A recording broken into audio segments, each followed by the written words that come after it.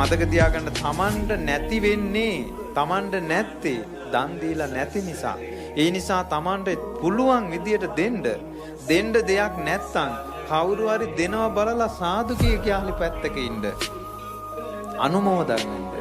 මතක තියාගන්න මේ අපි කරන ඒවා වෙන කවුරුවක් කරනේව නෙවෙයි.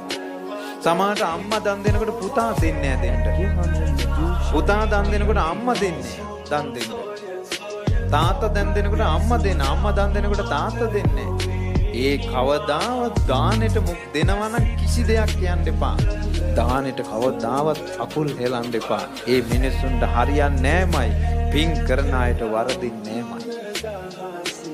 ඒ වගේම බුද්ධ ශාසනය පින් කරන අයට කොහොමත් වරදින්නේ නැහැ. සත්පුරුෂය ඇසුරේ පින් කරන අයට වරදින්නෙම නැහැ.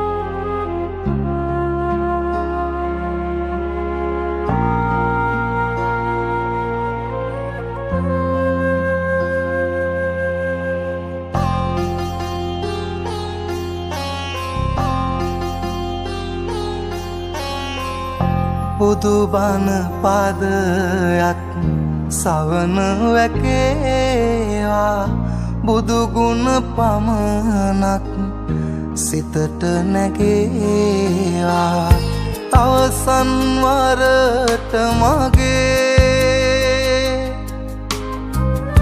ඇස් පිය වෙන මොහොතේ බුදු හිමිරුව මට මැවි පෙනේවා